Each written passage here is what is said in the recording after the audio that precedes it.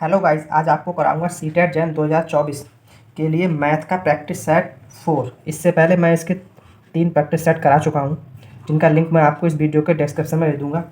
In practice sets में मैंने सारे प्रीवियस ईयर के क्वेश्चन लिए हैं, तो अगर आप ये सारे प्रैक्टिस सेट देख लेते हैं तो आपको मैथ में सीटेट एग्जाम में इससे बाहर कुछ भी नहीं मिलेगा। वीडियो को लास्ट तक जरूर देखिएगा। तो चलिए क्वेश्चन नंबर 1 देखते हैं। इसमें हमें दिया हुआ है 6/5 में कितने 1/10 हैं। इस सारे क्वेश्चन प्रीवियस ईयर में आए हुए हैं, वही क्वेश्चन मैंने इस प्रैक्टिस सेट में लिए हैं। तो इस क्वेश्चन को जब हम सॉल्व करते हैं तो हम करते क्या है, हमें इसमें कुछ भी नहीं करना है। बस इसको हमने फर्स्ट टर्म मान लिया, इसको सेकंड। हमने सपोज किया ये जो उन्होंने 6/5 दिया है इसे हमने फर्स्ट टर्म मान लिया, और 1/10 दिया है इसे सेकंड टर्म मान लिया। पूछा क्या है इसने, 6/5 में कितने 1/10 हैं। तो बस करते क्या, जो फर्स्ट वाली है क्या है 6/5, इसको तो आया यहीं पे नोट डाउन कर लेते हैं। और उसने जो पूछा है कितने 1/10, जो सेकंड टर्म हमने मानी है उसको मल्टीप्लाई में उल्टा करके लिख देते हैं, मतलब 10 ऊपर लिख देंगे 1 नीचे कर देंगे। ठीक है, अब बस इस इक्वेशन को सॉल्व कर लेंगे। 5 से जब काटेंगे तो 5 दूनी 10 और 6 दूनी 12। तो जो हमें ये 12 मिला, ये इस क्वेश्चन का क्या मिल गया answer, option number C.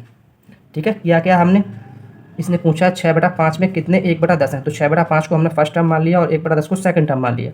First term को आया यहाँ पे नोट किया, इनटू का साइन लगाया, और सेकंड वाली टर्म को उल्टा करके लिख दिया। क्या 10 ऊपर कर दिया 1 नीचे कर लिया, बस इसे सॉल्व कर लिया। सॉल्व करने के बाद जो हमें मिलता है वही इस क्वेश्चन का आंसर होगा। ऐसे ही कई और शानदार क्वेश्चन मैं आपको इस वीडियो में कराऊंगा, तो वीडियो को लास्ट तक देखते रहिएगा। तो चलिए नेक्स्ट क्वेश्चन सॉल्व करते हैं। क्वेश्चन नंबर 2 हमें दिया हुआ है 26 और 26 शतांक को लिखा जा सकता है। तो इसमें हम देखते हैं इसे कैसे लिखेंगे, 26 और 26 शतांक को। यहाँ पर एक टर्म दी है शतांक। ठीक है, शतांक का मतलब है 26 का 100वां हिस्सा। ठीक है, 26 का 100वां हिस्सा। तो इसे सॉल्व करते हैं। इसने बोला 26, तो हमने यहाँ पे 26 लिख लिया, और बोला ये, तो और की जगह पे हमने यहाँ प्लस का साइन लगा लिया।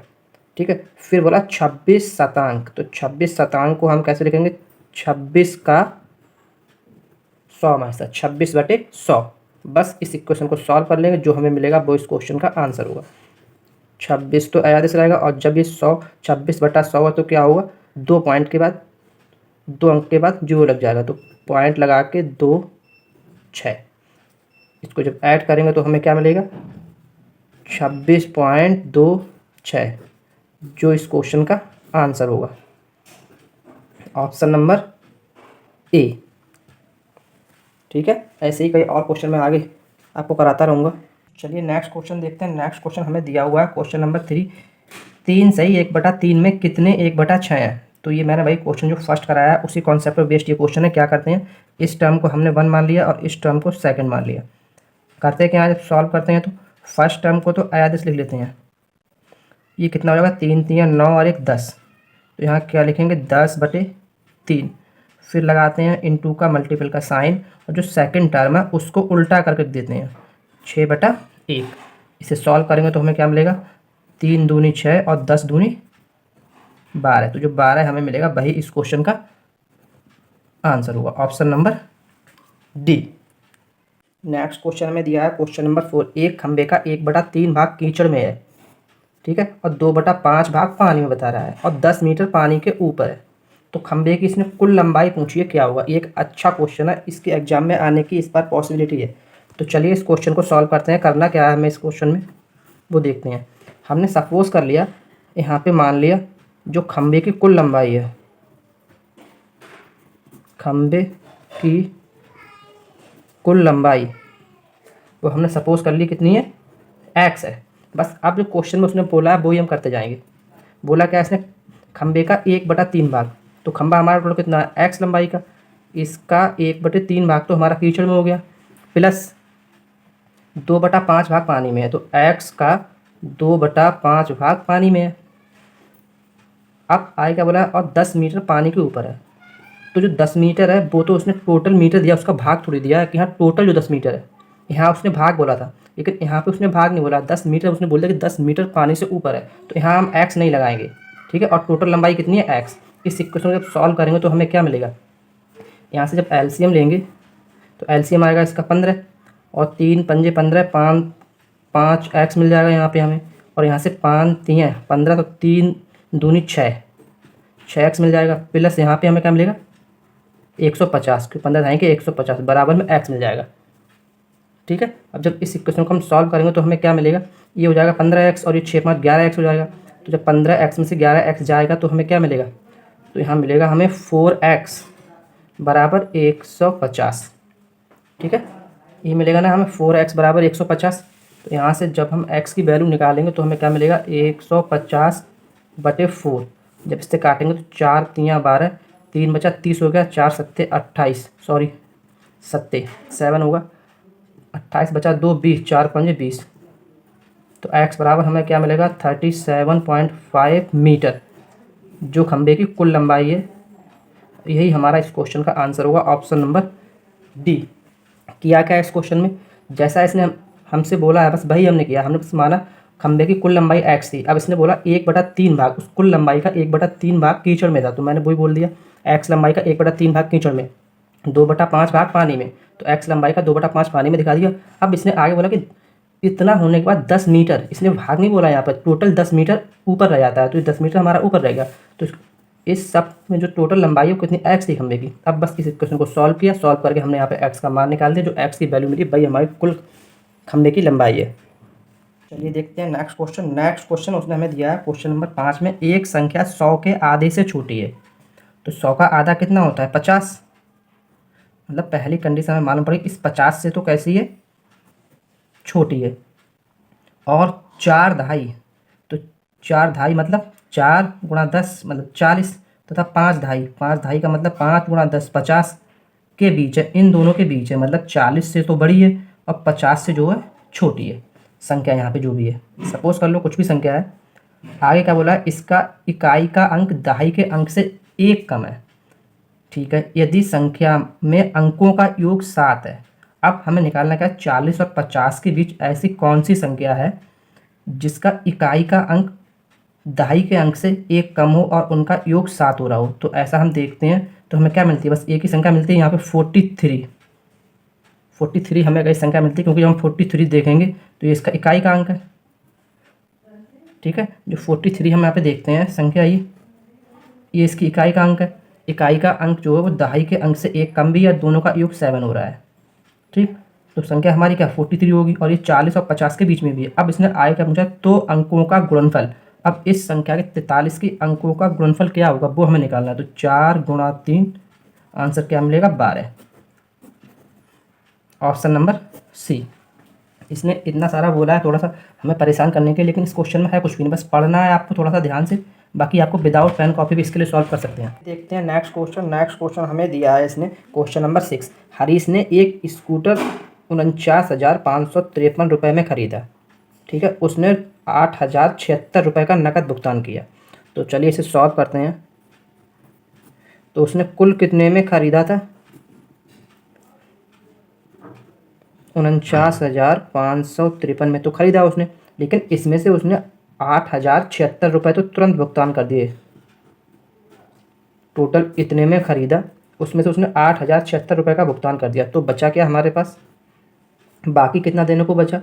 यहाँ जब इसे देखेंगे तो 13 में से 6 जाएगा 7, यहाँ बचेगा 14 में से 7 जाएगा फिर से 7, और यहाँ रह जाएगा 4, और 9 में से 8 जाएगा 1 4। अगर कैलकुलेशन में कुछ मिस्टेक हो तो वो आप एक बार देखना, वैसे यहाँ तक मिस्टेक है नहीं, सही है। अब हम क्वेश्चन को आगे देखते हैं कि उसने 8,076 का नकद भुगतान किया, तब शेष रकम को 37 बराबर किस्तों में देने पर राजी हुआ। तो प्रत्येक किस्त की राशि पूछने कितनी थी। अब ये जो बकाया रकम है 41,477 रुपये, इसे उसने 37 किस्तों में देने का वादा किया है। तो हम क्या करेंगे, किस्त निकालनी है ना हमें, तो एक किस्त से हम निकालेंगे तो क्या करेंगे, इस पूरी वैल्यू को हम जब 37 से डिवाइड करेंगे, ठीक है, तो हमें क्या है एक किस्त कितने की पड़ेगी वो मिल जाएगा। तो इसे डिवाइड करके देखते हैं तो हमें क्या मिलता है, 37 एकम 37, बचेगा कितना यहाँ पे 4 44, फिर से 37 एकम 37 हो जाएगा, तो यहाँ पे बच जाएगा कितना 7, 4 और 3 7, 77 हो जाएगा। 37 दूनी 74 होता है। ठीक है। अब अगर हम यहाँ ऑप्शन से देखेंगे तो हमें यहीं आगे हमें करने की जरूरत नहीं, यहीं से हमें आंसर मिल जाएगा। क्योंकि 112 मिल गया आ गया तो आगे लास्ट में 1 होगा। तो जो हमें आंसर मिलेगा वो हमें यहाँ मिलेगा 1121 रुपये की जो एक किस्त बनेगी। Option number D. शानदार क्वेश्चन है, बस थोड़ा सा माइंड यूज करना है, आपको उसका आंसर मिल जाएगा। क्योंकि इसने कुल जो इतने में खरीदा था, लेकिन इसने नगद 8,076 रुपये दे दिए। तो जो हमें 37 किस्तें देनी, जो बकाया रकम है उसी पे तो देनी पड़ेगी। तो बकाया हमारी कितनी बची? 41,477। अब 41,477 को जब मैंने 37 से डिवाइड किया तो जो एक किस्त पड़ेगी वो हमें मिल गई। कितनी की पड़ेगी? 1121 रुपये की किस्त बनेगी। जो हमारा इस क्वेश्चन का आंसर हुआ option number D. Next question हमें दिया है क्वेश्चन नंबर 7। 3001 इंटू, यहाँ पे इंटू का साइन है, 201, इसमें से क्या घटाया जाए जिससे कि गुणनफल ये हमें प्राप्त हो जाए। ये एक नया कॉन्सेप्ट है, मैंने नया कॉन्सेप्ट पर बेस्ड क्वेश्चन लिया है। ये भी प्रीवियस ईयर में आया हुआ क्वेश्चन है। तो इसमें हमें करना क्या है, हमने सपोज किया यहाँ पे 3001 इंटू 201 में से इनकी जो मल्टीप्लाई है इसमें से सपोज कर लिया एक्स को हम घटा देंगे तो हमें 300311 मिल जाता है। ये हमने एक इक्वेशन बना ली जो इसने बोला है क्वेश्चन में उसके अकॉर्डिंग। अब इसकी जब मल्टीप्लाई हम करा के यहाँ देखेंगे तो हमें क्या मिलेगा? 3001 इंटू में 201, तो 201 एकम 201 हो जाएगा यहाँ पे, ठीक है। और फिर 200 और यहाँ पे हासिल 20 थे तो फिर यहाँ पे 0 आ जाएगा, ठीक है। अब हासिल 2 आ जाएंगे तो यहाँ पे 2 आ जाएगा। अब 201 यहाँ कितना होता है हमारा? 603। तो इनकी जो मल्टीप्लाई करके हमें मिलेगा वो 603 201 मिलेगा। क्या मिलेगा? 603 201। तो x को जब इधर उठा के ले जाएंगे हम और इस टर्म को इधर लेके आएंगे तो हमें क्या मिलेगा? x बराबर मिल जाएगा 603 201 माइनस 300311। तो इसमें से जब इसे माइनस करेंगे तो हमें क्या मिलेगा? हम यहाँ पे अगर इसको माइनस करके देख लेते हैं, यहाँ इसमें से 603201 में से जब हम माइनस करेंगे 300311 तो हमें क्या मिलता है?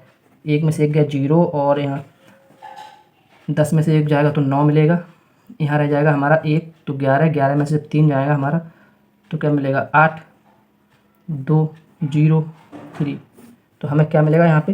यहाँ जो हमें सॉल्व करके मिलेगा 302890 जो इस क्वेश्चन का आंसर होगा। अगर कैलकुलेशन में कुछ भी मिस्टेक हो तो एक बार आप रीचेक कर लेना। ये जो ऑप्शन है किसी वजह से मिसप्रिंट टाइप हो गए हैं, लेकिन इसका जो आंसर है वो यही होगा, ठीक है। तो आप इन ऑप्शंस को ना देखिएगा, ये किसी वजह से मिसप्रिंट टाइप हो गए हैं। इसका जो आंसर है वो 301,890 होगा। नेक्स्ट क्वेश्चन मैंने सेम इसी कॉन्सेप्ट पे लिया है जो मैंने इससे पहले क्वेश्चन कराया है कि 140 इंटू 101 में क्या जोड़ा जाए। बस यहाँ पे डिफरेंस क्या है, क्वेश्चन जो इससे पहले कराया उसमें और उसमें यहाँ पे जोड़ने को बोला है उसने, वहाँ उसने घटाने को बोला था। तो इसकी जो इक्वेशन है वो मैं बना दे रहा हूँ और इसका क्या आंसर आएगा वो आप लोग हमें कमेंट में बताना, मैं इसका वेट करूँगा। इक्वेशन हमारी बनेगी 140 इंटू 101। इसमें क्या जोड़ा जाए? हमने सपोज कर लिया x जोड़ा जाए और x जोड़ने के बाद हमें 14414 ये बन जाता है, ठीक है। यहाँ से हमें x की वैल्यू क्या निकल के आएगी वो आप लोग हमें कमेंट में एक बार जरूर बताएं और वीडियो को लास्ट तक जरूर देखें। इसका क्या आंसर आएगा वो हमें कमेंट में बताना, मैं वेट करूँगा इसका। तो चलिए अब देखते हैं नेक्स्ट क्वेश्चन। नेक्स्ट क्वेश्चन हमें दिया हुआ है एक चॉकलेट के 12 भाग हैं। कितने? 12 बराबर भाग हैं। मंजू ने इसका 1/4 अंजू को, इसका 1/3 सुजाता को और इसका 1/6 फिजा को दे दिया। अब मंजू के पास चॉकलेट के कितने भाग बचे ये निकालना है। तो बहुत सिंपल क्वेश्चन है, कुछ भी नहीं करना है इसमें, हमें जरा सा माइंड लगाना है और क्वेश्चन का हमें आंसर मिल जाएगा। कुल कितने? 12 भाग थे। इस 12 भाग का मंजू ने 1/4 भाग तो अंजू को दे दिया। कितना? 1/4 अंजू को दे दिया प्लस 1/3 इस 12 का 1/3 भाग सुजाता को दे दिया प्लस इसका 1/6 भाग इस 12 का 1/6 भाग फिजा को दे दिया, ठीक है। अब मंजू के पास अब क्या बचा वो हमें निकालना है। तो पहले हम टोटल ये निकाल लेते हैं कि उसने कितना बांट दिया, ठीक है। तो बांटा कितना? 4 तियाँ 12, 3 चौक 12 और 6 दूनी 12। तो 4 और 3 7 और 2 कुल उसने 9 भाग तो बांट दिए। 9 भाग क्या किया उसने? बांट दिए। तो मंजू के पास कितना बचा?